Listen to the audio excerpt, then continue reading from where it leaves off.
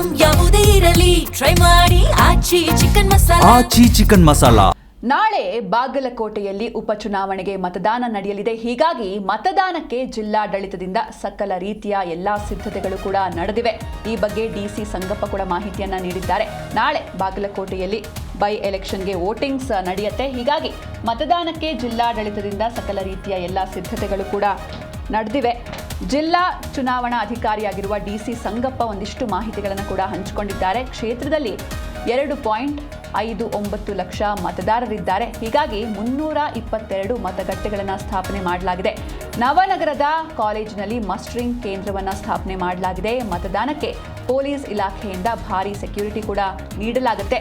332 ಮತಗಟ್ಟೆಗಳನ್ನು ಸ್ಥಾಪನೆ ಮಾಡಲಾಗಿದೆ. 1564 ಸಿಬ್ಬಂದಿಗಳನ್ನು ನಿಯೋಜನೆ ಮಾಡಲಾಗುತ್ತೆ. ಬಾಗಲಕೋಟೆಯಲ್ಲಿ 2,59,797 ಮತದಾರರಿಂದ ವೋಟಿಂಗ್ಸ್ ನಡೆಯುತ್ತೆ. ಇನ್ನು ಸೂಕ್ಷ್ಮ ಮತಗಟ್ಟೆಗಳಿಗೆ ಪೊಲೀಸ್ ಹದ್ದಿನ ಕಣ್ಣು ಇರುತ್ತೆ.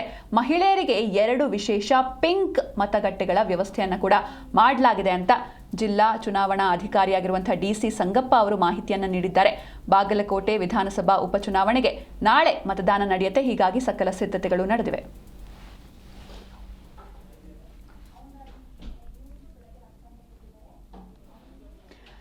ಈ ಬಗ್ಗೆ ಹೆಚ್ಚಿನ ಮಾಹಿತಿಯನ್ನು ನೀಡ್ತಾರೆ ನಮ್ಮ ಪ್ರತಿನಿಧಿ ಸೋಮಶೇಖರ್. ಲೈವ್ ನಲ್ಲಿ ಜಾಯ್ನ್ ಆಗಿದ್ದಾರೆ. ಸೋಮಶೇಖರ್, ಇನ್ನು ನಾಳೆ ಬಾಗಲಕೋಟೆಯಲ್ಲಿ ವೋಟಿಂಗ್ ಇರುತ್ತೆ. ಹೀಗಾಗಿ ಜಿಲ್ಲೆಯಾದ್ಯಂತ ಯಾವ ರೀತಿ ಸಿದ್ಧತೆಗಳು ನಡೆದಿವೆ ಅಂತ? ಬಾಗಲಕೋಟೆ ವಿಧಾನಸಭಾ ಕ್ಷೇತ್ರದ ಉಪಚುನಾವಣೆ ನಡೆದಿದೆ. ಉಪಚುನಾವಣೆಗೆ ಸಂಬಂಧಪಟ್ಟಂತೆ ಬಾಗಲಕೋಟೆ ಮತಕ್ಷೇತ್ರದ ವ್ಯಾಪ್ತಿಯಲ್ಲಿ ಬರುವಂತಹ 332 ಮತಗಟ್ಟೆಗಳಲ್ಲಿ ಸಕಲ ಸಿದ್ಧತೆಗಳನ್ನ ಮಾಡಿಕೊಳ್ಳಲಾಗ್ತಾ ಇರುವಂತದ್ದು. ಈಗಾಗಲೇ ಬೆಳಗ್ಗೆಯಿಂದಲೇ ಬಾಗಲಕೋಟೆಯ ಚುನಾವಣಾಧಿಕಾರಿಯಾಗಿರುವ ಜಿಲ್ಲಾಧಿಕಾರಿ ಸಂಗಪ್ಪ ಅವರ ನೇತೃತ್ವದಲ್ಲಿ ಕರ್ತವ್ಯಕ್ಕೆ ಸಿಬ್ಬಂದಿಗಳು ಹಾಜರಾಗ್ತಾ ಇರುವಂತದ್ದು. ಸಾಮಗ್ರಿಗಳನ್ನ ತೆಗೆದುಕೊಂಡು ತಮ್ಮ ಮತಗಟ್ಟೆಗಳತ್ತ ತೆರಳುತ್ತಾ ಇದ್ದಾರೆ.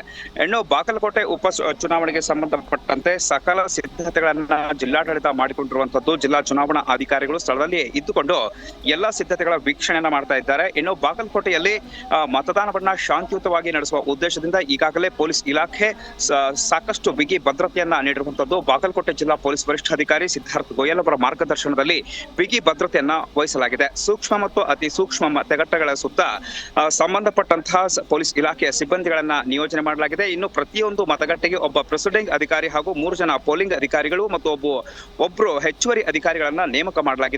ಒಟ್ಟು 1564 ಚುನಾವಣಾ ಸಿಬ್ಬಂದಿ ಕರ್ತವ್ಯಕ್ಕೆ ಹಾಜರಾಗ್ತಾ ಇರುವಂತದ್ದು. ಹೀಗಾಗಿ ನಾಳೆ ಏಪ್ರಿಲ್ 9ರಂದು ನಡೆಯಲಿರುವ ಮತದಾನವನ್ನ ಶಾಂತಿಯುತವಾಗಿ ನೆರವೇರಿಸುವ ದೃಷ್ಟಿಯಿಂದ ಚುನಾವಣಾ ಆಯೋಗ ಸಕಲ ಸಿದ್ಧತೆಗಳನ್ನ ಮಾಡಿಕೊಂಡಿದೆ. ಓಕೆ, ಥ್ಯಾಂಕ್ ಯು ಸೋಮಶೇಖರ್ ನಿಮ್ಮೆಲ್ಲ ಡೀಟೇಲ್ಸ್ಗಾಗಿ.